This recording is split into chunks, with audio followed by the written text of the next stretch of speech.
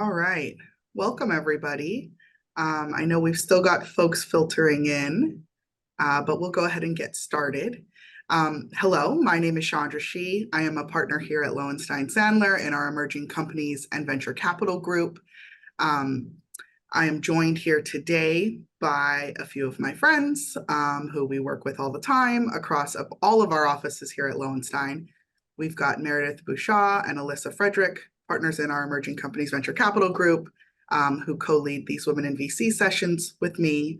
And we are joined by our special guests today, Raquel Smith and Deangeor Chin, who are part of our debt finance group and are going to really help all of us here get smart on venture debt and debt finance topics that come up all the time for venture-backed companies. Before I hand it over to them, this session is one of a series of sessions that we've been doing in our Women in Venture series. We've been doing these for a year and a half now here at Lowenstein. And really, the wonderful thing about this programming is it came out of organic conversations that we were having with female founders and folks at venture funds, who really ask us questions and are always looking to sort of get smart on topics that come up all the time in boardrooms or in fundraising or just different contexts for venture-backed companies. And so our goal here is really to create a community of folks who are getting smart together, but also really want this to be an open forum. And so for any of you, as we're going along in this, if you have questions, feel free to drop them into the chat. Please also, you're welcome to introduce yourself in the chat, share your LinkedIn, do any type of community building that you'd like. And, if we have time at the end for additional questions, we'll certainly entertain all of those as well. And so without further ado, I will hand it over to Raquel and Deangeor. Thanks so much, Chandra. And thanks everybody for joining us. We're really looking forward to having this chat with all of you. To go ahead and we probably just go ahead and jump in and get started with, level setting a bit with what is venture debt. And while we can just quickly acknowledge that we often are talking to founders as they're navigating incurring debt for the first time or somewhere in their journey of raising funds. But, I think there are a lot of attendees who are venture investors here, and we think it's really, really relevant for you all as well as you're advising your portfolio companies or you're sitting on boards and you have to approve this type of debt. Oftentimes when our company clients are dealing with issues that they may have or needing assistance, their first line of defense is usually with their board members and their key stakeholders and investors. So I think having some knowledge about the ins and outs of this process would be really beneficial to you all. So let's get started. What is venture debt? And it's debt or loans that are given to venture-backed companies. There are different types of loans that the companies can receive. So they can be term loans, which is similar to student loans, which is you getting a big chunk of money at the outset and then paying it back a little bit over time. Or it can be a revolver, which is more of like a line of credit, similar to your credit card, where you have a line that you pay to keep open and you borrow and you repay and you borrow and you repay over time. There can also be, secured financing, which means that you're pledging some type of collateral to back it. Or unsecured, meaning, there's nothing, there's no collateral that is kind of backing the financing that you're given. When it comes to venture debt, it's far more likely that it's going to be secured, meaning there'll be some collateral involved. It's pretty rare that there'll be, unsecured venture debt. That's usually left for investor type of loans, bridge financings, things that are a little bit more internal with your stakeholders. But when you have venture debt lenders who are in the business of lending, they're very typically going to ask for some type of collateral. So what makes venture debt unique or different from other types of debt financings? And, I think the key thing is the types of borrowers that you're dealing with. Usually they're at their early stages or some point before, the later portion of their life, meaning that they may not be cash flow positive. They may not have as many assets at the time that they're borrowing, which make them a unique, risky type of borrower for a lender. So there's a lot that is based around the potential for growth, right? And that usually equals some type of equity portion or something else that I think that a lender could find beneficial to kind of take the chance on a very early stage company and giving them some type of debt.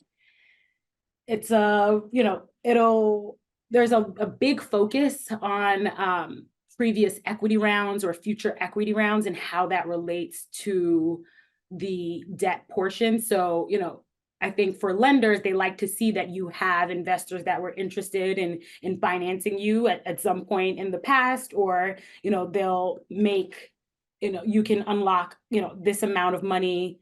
And after you do like another equity fundraise, you can get an additional amount of money. They just want to see that there is some interest from your outside investors in backing you in order for them to also make that same kind of leap. So, venture debt is often used as some type of like bridge financing for early stage companies where they are transitioning from, maybe doing a price round or a seed stage and waiting to get to their next round. So they usually these are short-term financings, 3 to 5 years maximum in the venture debt world. For later stage companies, there'll be more 5 to 7, but usually they're fairly short term, and companies usually have an idea of how they plan on either getting out of it, repaying it, or what their next steps are when it comes to venture debt. So how is this different from a straight up equity financing? And I think the key big item is that the lenders genuinely expect to get their money back, right? Like they are giving you money at a price and they're expecting to be repaid. And that is the main reason why collateral is being given, because, for them, that's how they protect their risk or how they reduce their risk, which is in the event that things don't go well, the company is no longer able to repay the debt that is being given. The lender would have the right under the law, under the documents, to be able to kind of go in and foreclose or take the collateral, which is usually all of the assets of the company, and be able to sell that in order to repay themselves for the amount of money that was loaned. So, that's a very key part of the difference, is that the expectation that the money is going to come back to the lender, and they structure it in a way to allow for that.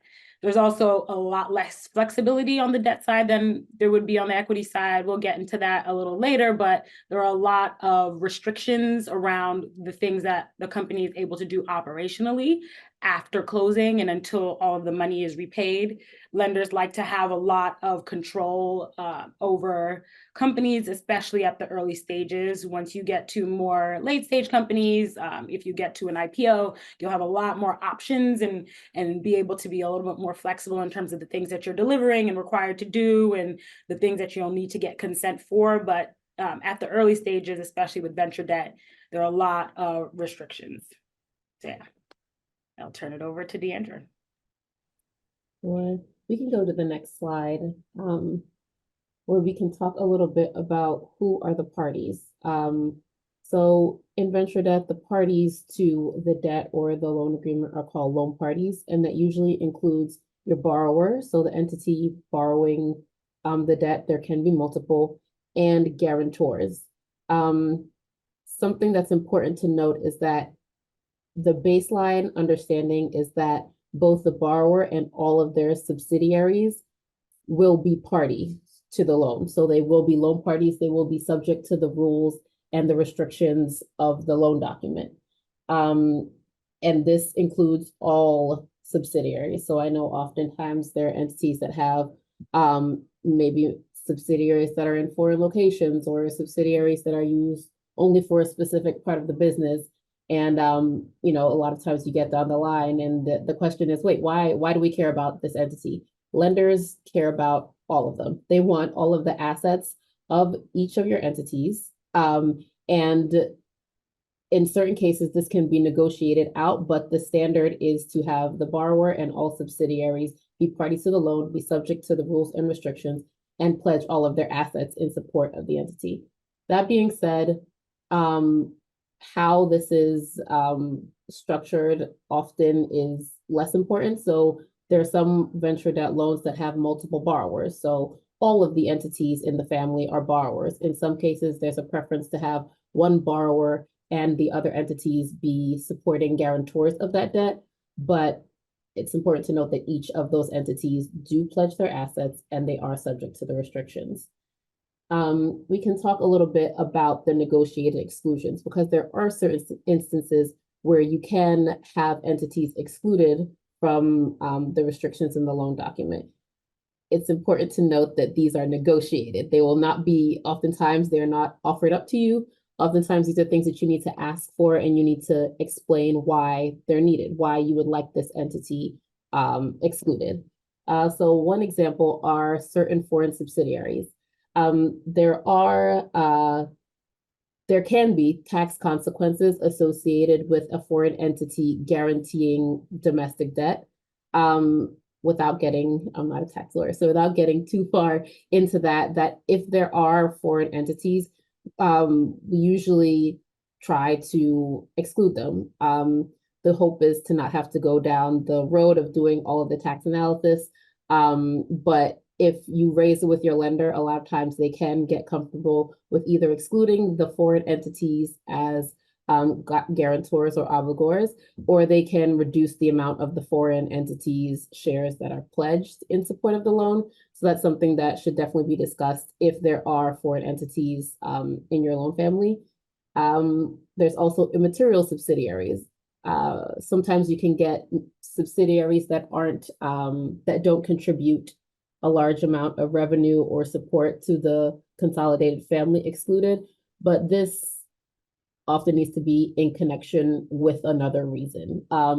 Because as I mentioned, the expectation is that everyone will be a loan party. So if there's a specific reason, plus the entity is immaterial, that can often provide some support for excluding that entity. So for example, this entity may have a completely different board, and it might be difficult to gather all the board members to get the consents, etc., for this loan. Plus, they actually don't contribute any revenue. It might outweigh the cost and the time associated with gathering the board, etc., getting those resolutions, plus them not providing any revenue to the family. Often that is enough for a lender to say, okay, we understand that because this is such a small contributor to the family, we will exclude them from the loan parties. Another example are legal restrictions. There are certain special entities, I guess we can call them, that often have legal restrictions from guaranteeing and incurring debt. I won't go through a complete list, but oftentimes if you have one of these entities, you would know. Some examples include broker-dealer entities. Those often cannot be guarantors under loan facilities. Another example are insurance entities that provide insurance. They have special legal restrictions and regulations that don't permit them to guarantee debt. I know often in some cases foundations as well. So if you have an entity that is that has special regulations, it's often worth just raising to see if there is space to exclude them from the legal document and from the loan party family. You can go to the next slide. So an overview of the typical process will be, step one is going to be a company trying to gather as many term sheets as possible. And in that process, I think that's definitely where investors can be of assistance. When investors have a good relationship with lenders, particularly if they have different portfolio companies that they're able to kind of use repeat business. So lenders will be far more open and happy to kind of accommodate you, to give you some of the better terms, because they're really hoping to get repeat business from the investors. So I think that's a key place to begin your process, is to find out who in your contacts can be helpful there. Also your lawyers, right? Your lawyers might know of different lenders that we see all the time that we think might be a good fit for what it is that you're looking for in the debt world. It may be that you're looking for a special type of facility, or you have, a special type of assets that may be best for a certain, type of lender. So definitely reach out to your networks to understand who are the right fit. Try to reach out and get as many term sheets as possible. The more you have, the more leverage you have, being able to say, like, we've been able to get this and that in terms of interest or repayment offerings. And that is that's the best way to get lenders to move on terms, is to say that somebody else is offering it and we might just go over there. So, that's all a good part of the process. Once you're in the term sheet stage and you have not yet signed the agreement, this is an ideal time to get your lawyers involved. I think we really want to emphasize this point, because oftentimes companies come to us when they were ready to sign the term sheet and they're like, oh, great, we've signed this term sheet. Here's what, we're ready to get started on this process. That's, oftentimes that's okay, but there may be red flags that they just did not know, and you've already signed the term sheet, and it's a lot more difficult to walk that back after you've already agreed to it and signed the term sheet, than if you just reached out to your lawyers and said, hey, we're comfortable with this, but just hoping you can do a very high level review of any potential red flags so that you understand the terms, as to, of what's being offered to you and what you're actually agreeing to. That's just something that we see very, very often. So it's something that we strongly suggest. You'd also, during the term sheet phase, the lender is also going to want you to do some diligence, in order to, you're not going to do as much in terms of legal diligence and documentation, but there'll be some business diligence, financials, maybe projections, references, other kind of like founder info. As we've mentioned, at the early stages, it's a lot of focus on growth stage and growth development and potential. So they might dig a little bit deeper into the founders themselves, because especially when a company doesn't have much by way of assets or revenue, they're really lending to the founders who are running this business. So there's going to be a little bit more there than you might expect. Next stage would be the drafting and the negotiation of the documents. If you haven't gotten your lawyers involved yet, this is definitely a time that you want their assistance in terms of walking through what it is that you're agreeing to. And we'll go into a little more detail later as to some of the different key terms that you're going to have to negotiate. And as Deandra mentioned, they're going to give you their forms that are often going to be very, very lender friendly, and that'll just be straight off the shelf with very few changes. It is on you as the company to ask for the things that are important to your business, that allow you to operate your business, that allow you to do the things that you have been doing. And, if there are things that you're contemplating that the agreement already says that you can't do, your time to ask is prior to signing the agreement. It becomes a lot harder after the fact when you're asking for consents or approvals, when you're bringing things up for the very first time, because lenders will often try to get you to pay fees for amendments, and things like that. So you really just want to be as forward thinking, and as clear as possible in that stage. Then you'll do the approvals on the company side. You'll go to your board. You may need stockholder consent in order to, it depends on what your shareholder paperwork says. It might say that, any debt over $250,000, you're required to get a certain series of preferred stockholders or whatever the case may be. So you'll want to work with your lawyers to make sure that you're getting all of the appropriate consents that you'll need on the company side. This is definitely when investors and board members are going to weigh in, taking a look at the term sheets and the other high-level terms, and the documents that are passed along, to be able to, if certain things about, based on this presentation or in your dealings with other companies that you want to flag for your portfolio companies and make sure that they understand what it is that they're agreeing to. If you've seen certain things in their financials that it just seems like they're not going to, meet these financial covenants, bringing that up at this stage is the ideal time. Lenders will also have to get their committee approvals. They'll kind of go in the background and work with their teams. Hopefully by then they've already gotten committee approval. They'll try to use as a negotiation tactic that, any big changes or any changes that you request that you didn't mention at the term sheet stage, they're going to say like, oh, we have to go back to our committee. Our committee already approved the term sheet as is, and it's going to really elongate the process and it'll make it very difficult. So, sometimes that's definitely just a negotiation tactic. So talk to your lawyers about how, real that is. Other times that is actual, a major change to what is being, what the deal was. So it's a very fair request on their end, but, just plan for that and have your conversations with your agents to help with that. Then next will be closing. The parties, the borrower, the lender will decide when it is that they want to close. Usually everybody wants to close as soon as possible, which is, after getting your consents, you're usually, there. But you also have to decide as a company if you're going to be borrowing on the closing date, if you're just actually signing up the facility now, but you don't plan on, borrowing any money until a later time or whatever the case may be. And then, ongoing compliance. I think that's just a very key thing that we always like to make sure that companies understand. This is a little bit different from some other transactions that you may have, entered into before, where you're all leading up to signing date and everything is kind of done on that date. You're signing this agreement and all of these restrictions are going to be in place for the entire time that your facility is in place. So from the day that you sign and or borrow the money, all the restrictions, all the things that you can't do, all the things you can do are going to be in place, and it will not go away until you've repaid all of that money. So you have to be very, very mindful of what's in your documents, what can you do, what can't you do.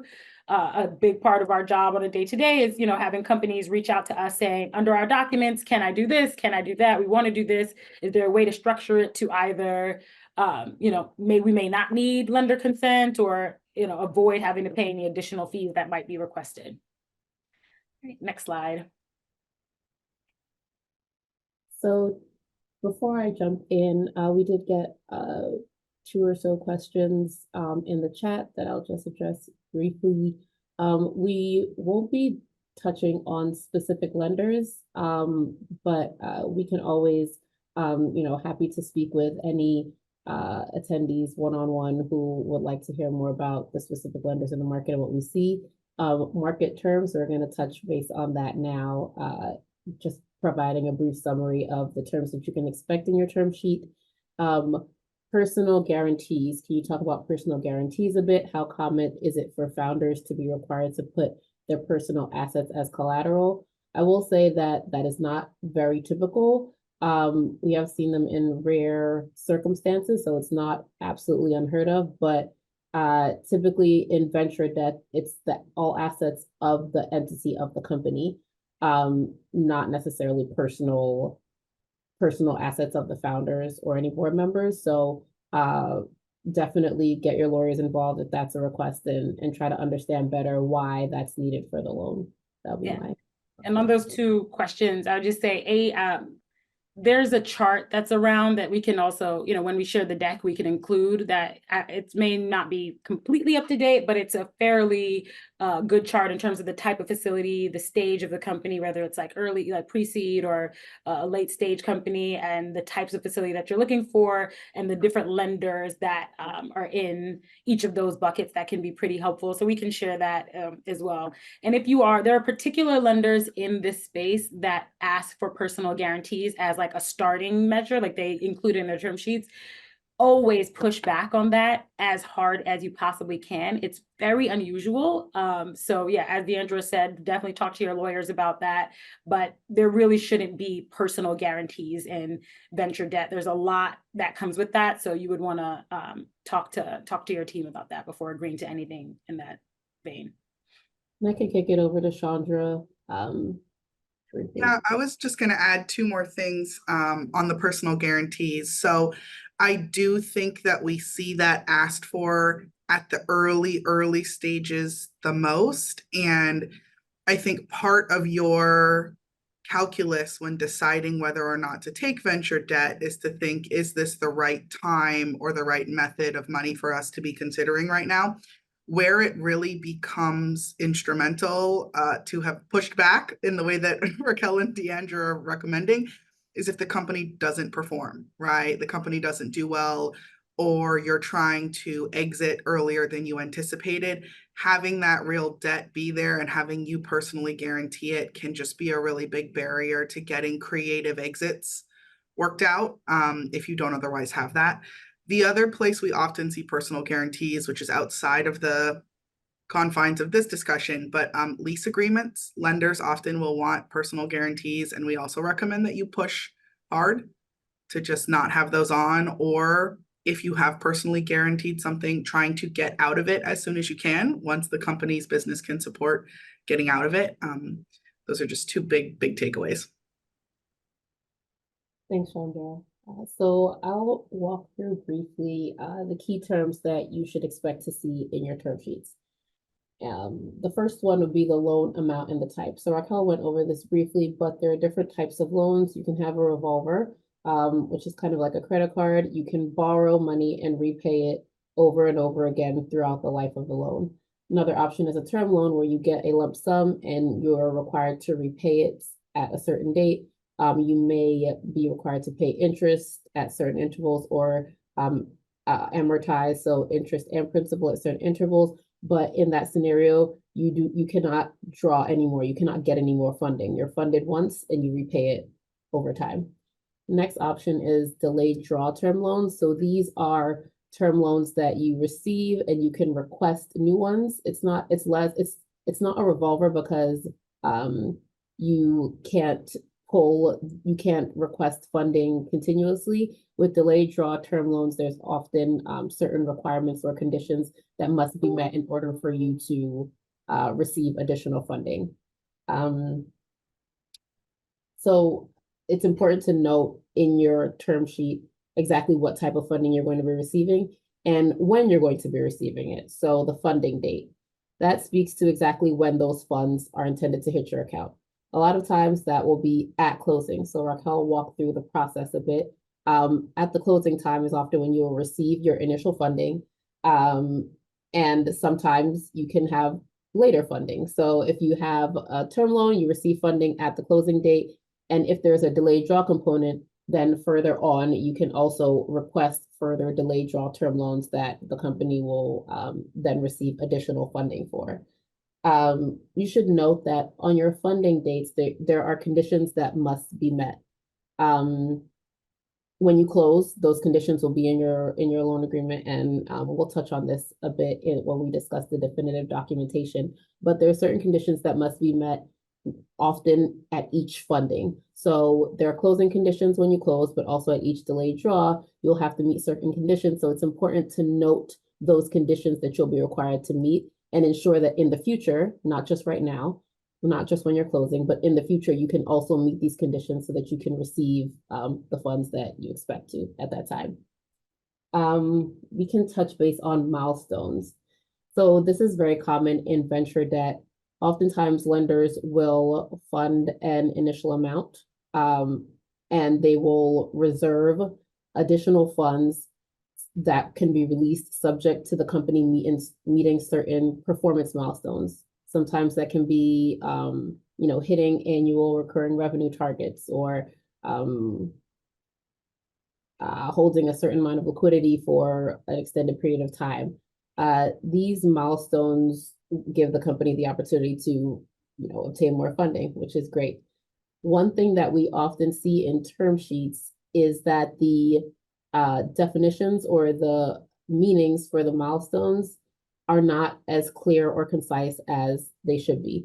You want to ensure when you're looking at your term sheet that the milestones that the lender is using to evaluate whether to give you additional funding down the line match what you are considering your milestones to be. So you need to make sure that they are using the same calculation for annual recurring revenue, or they're using the same calculation that you are for liquidity. You don't want to get to a point where you agree to, receive an additional 2 million if you meet certain liquidity, and they aren't counting the accounts that you think constitute liquidity. So it's very important to get a bit granular when you are negotiating and looking at the milestones in your term sheets.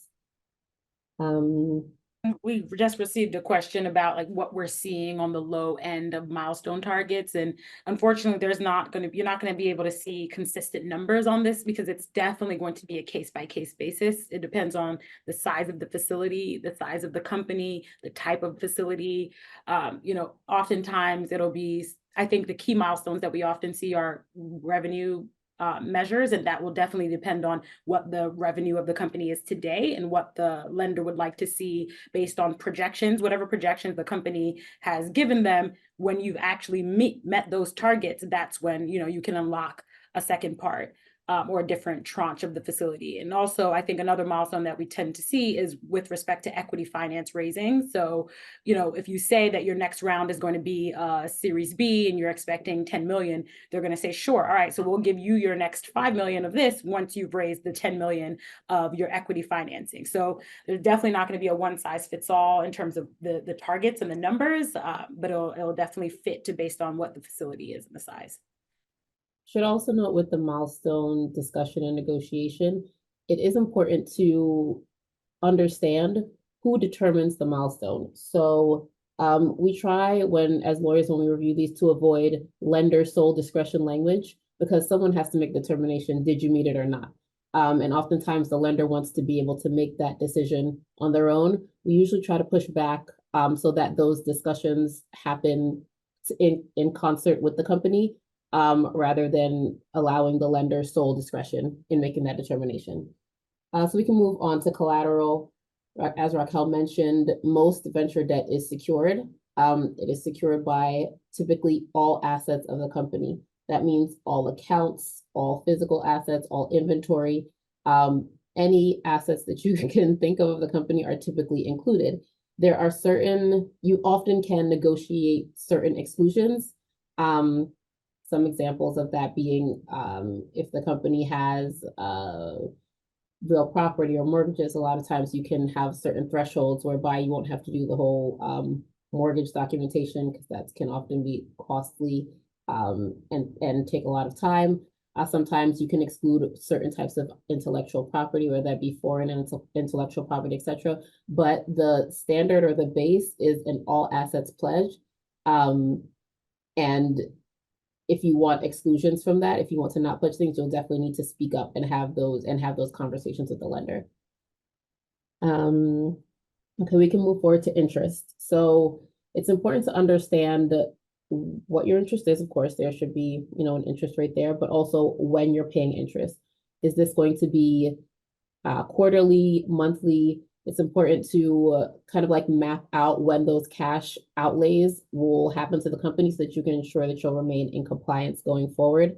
You should also understand when you have to pay interest. In some cases, you can negotiate, an interest holiday so that you don't start paying interest for the first 6 months or 3 months. And you can negotiate that with the lender, but you need to speak up. A lot of times this isn't something that's in their form document. The form documents are very lender friendly, not borrower friendly. If these are terms that would be beneficial to the company, you need to raise them and discuss them at the term sheet phase.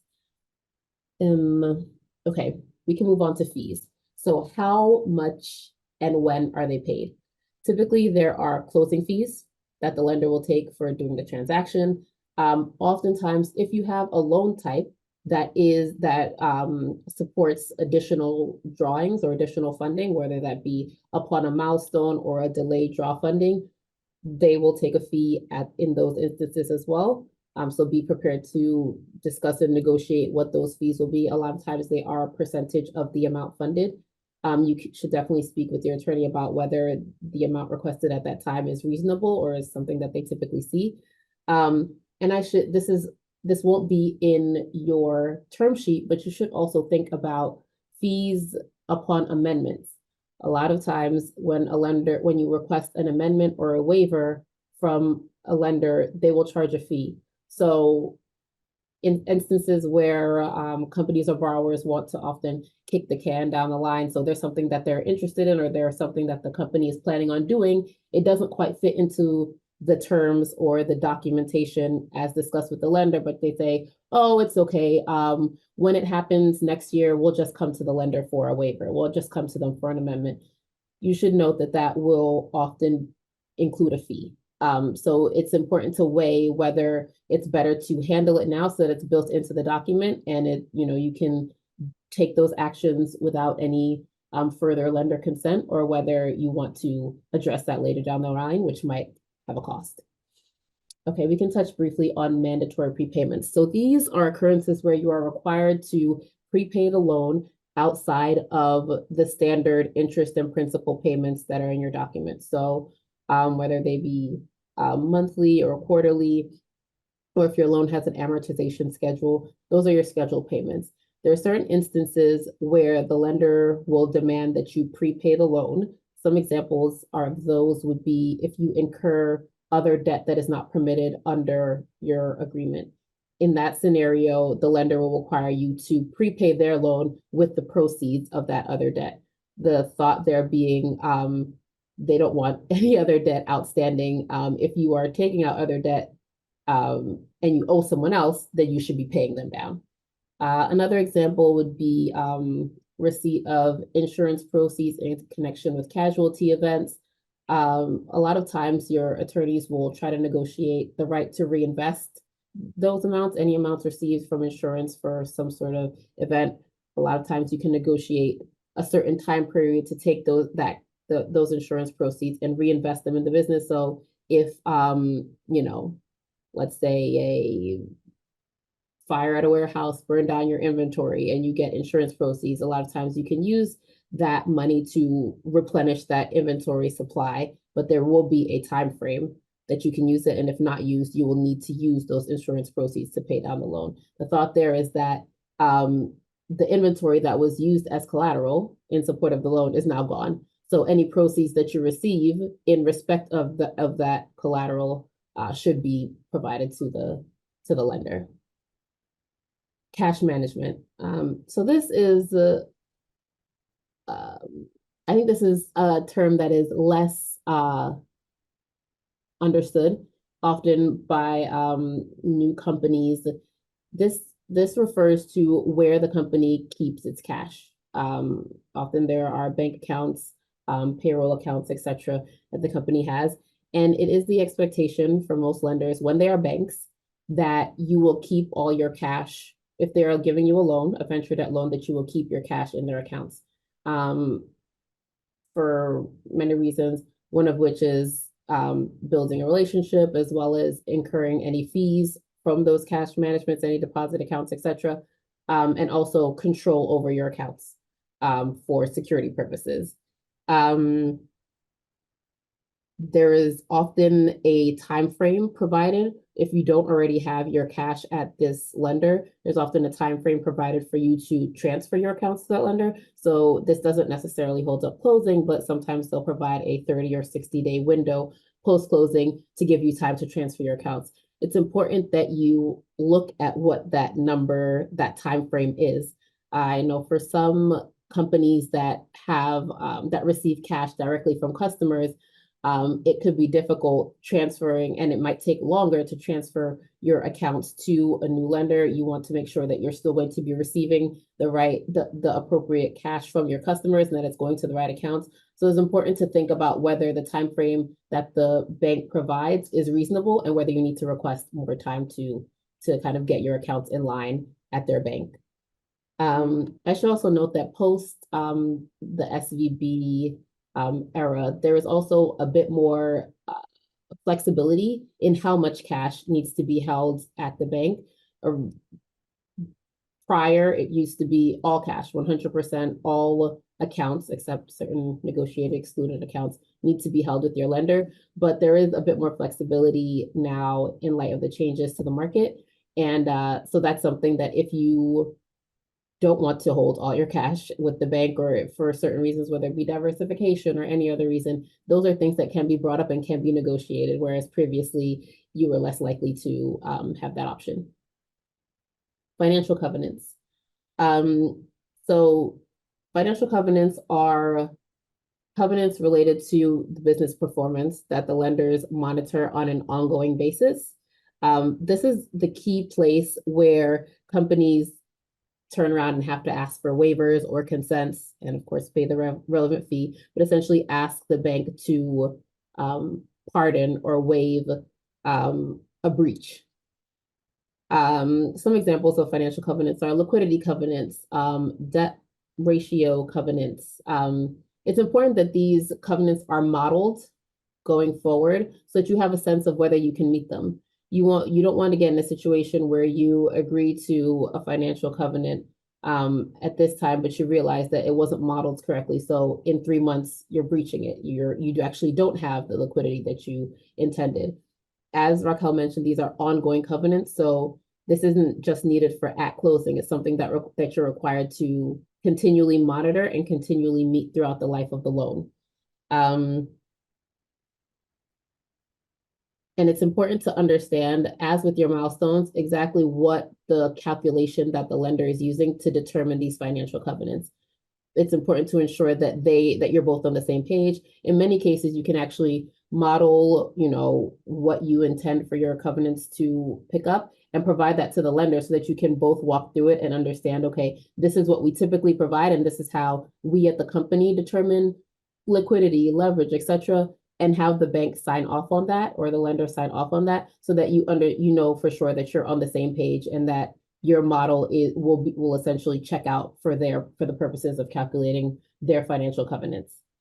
We can turn to the equity considerations, and Chandra will touch base on warrants as well as Raquel. Yeah, well, I think we got a question about interest and like what is the range of interest that we've been seeing in the current environment. And again, of course, ranges are difficult to give, but I will say you can either find yourself getting a fixed interest rate, which means that, right at the outset, everyone agrees like this is the interest rate for the life of the loan, or it can be a interest rate that's based on a reference rate. These days it's SOFR, it used to be LIBOR. But I think in general, interest rates all in, we're not seeing anything less than 10% these days. Like you're not gonna, and honestly, 13% is not unusual, 14, 15 all in, right? So, ranges are pretty high, but again, it definitely will depend on what other terms are being, or what other terms that you're seeing in your entire facility. It's kind of looked at as a more wholesome picture for a lender, right? So maybe they're not getting it on interest, but they're getting it on fees, right? So it's kind of something that they like to look at as an all-in type of thing, but we're not seeing low rates any longer. They're pretty they're pretty high. So in terms of equity considerations, a key point to make is that this is a perfect time and a perfect place to negotiate what equity will be included in the deal. A lot of times warrants are included. So this is when the lender has the option to invest in the company, and they have the option to get shares in connection with the loan. You definitely want to understand how much the lender will receive and the time frame that they have to exercise that option. In some cases, Raquel mentioned that the loans are 2 to 5 years in some cases, but you want to make sure that the option of the lender is in some cases, warrants can be exercised up to 10 years after they're provided. So you want to make sure that you understand for your cap table, for your future raises, etc., exactly what type of optionality and how much of your company the lender has the right to receive or to opt into. I can comment on that. Hi, everyone. I'm Alyssa Frederick. Like Chandra, I'm a partner in our ECVC group. So I serve as outside general counsel to tech and other venture funded companies and work with venture investors on many equity financings. But yeah, so it's really important, I would say, at the term sheet stage to understand what percentage of your company you're giving away in that warrant and the equity kicker. Sometimes it's not clearly described. So you should make sure as early as when you get that first term sheet, or hopefully multiple term sheets from different lenders, that you can translate the warrant coverage into a number of shares, a percentage of the company, and then get that in the term sheet. And also understand when you owe that equity. So a warrant is like an option in that it's a piece of paper that gives the lender a right to get shares in the future. They can't vote them, but they can get the benefit of them in different circumstances later. Sometimes if you are you're entering into a venture debt facility, but you're not planning to draw down the whole facility right away, or you can't because there are milestones, you may want to negotiate so that the lender doesn't get the full warrant coverage right away. They might only be entitled to a portion of those shares when you draw down later. So that's one thing to negotiate. And then another thing just to keep in mind with warrants is that like all of these documents, the warrants are going to be drafted by the lender, so they will be on the lender's form, but you should have your corporate lawyers, your equity lawyers who have helped you form the company. If you're a founder, or if you're a board member, make sure that those lawyers are looking at the warrants, because sometimes the shares that are issued to lenders are not, well, there are a number of terms that you may want to negotiate and need to negotiate.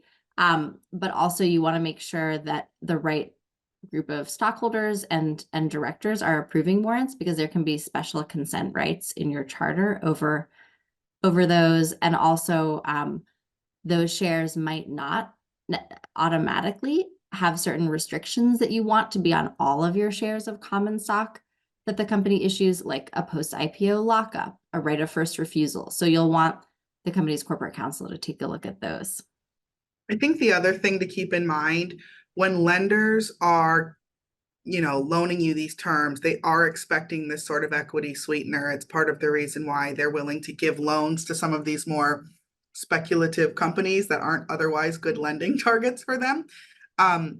You have to keep in mind that if you are somebody who is going out to get venture debt just because you want to have it, but you don't actually think you're ever going to draw down on the loan, you are still giving that equity piece away, even if you don't draw down a single penny on the loan, and even if you cancel the loan relatively shortly after establishing it. There are oftentimes sort of situations in which the equity can go higher if you are drawing down on the loan in excess of certain amounts, but there's always going to be some threshold amount that you're giving away at the outset. And so I do think it's an important thing for you to have in your calculus.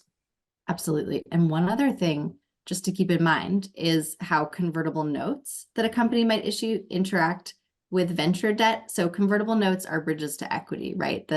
Typically, if you're investing in a convertible note as an investor, issuing one as a founder, everybody's intention is that they're just going to convert into preferred equity when you do a price round later, but they are debt. And so typically they'll have to be subordinated to venture debt. And so that's just something to keep in mind and make sure that your lawyers are taking a look at those documents and know the terms of your venture debt if you have it.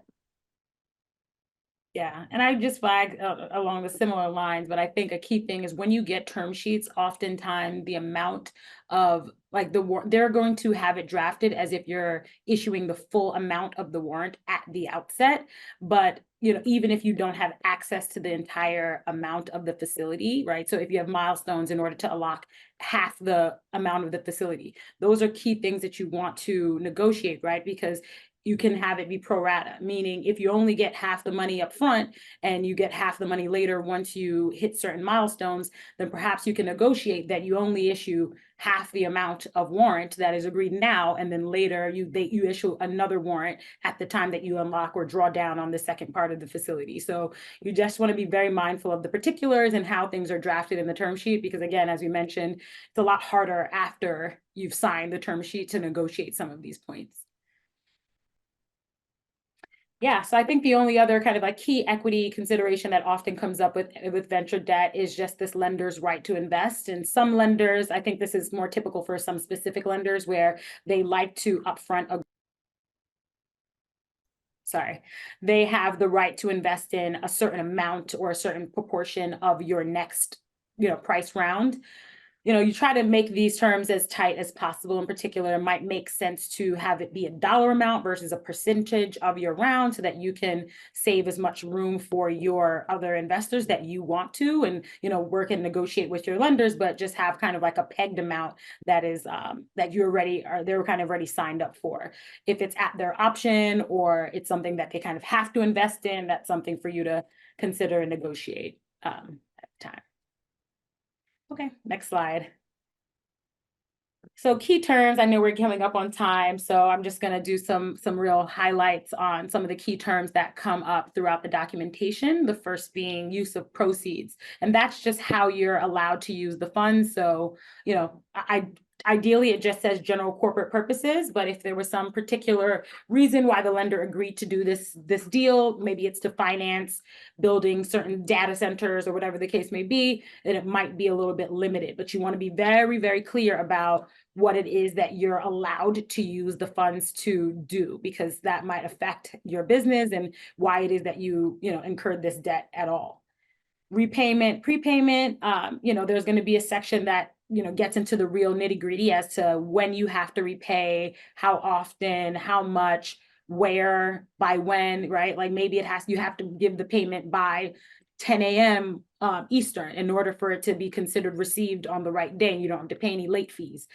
Maybe you have to pay it by way of a certain account or ACH transfers or whatever. You just have to be very particular about what it is that you're agreeing to. Same thing with prepayments.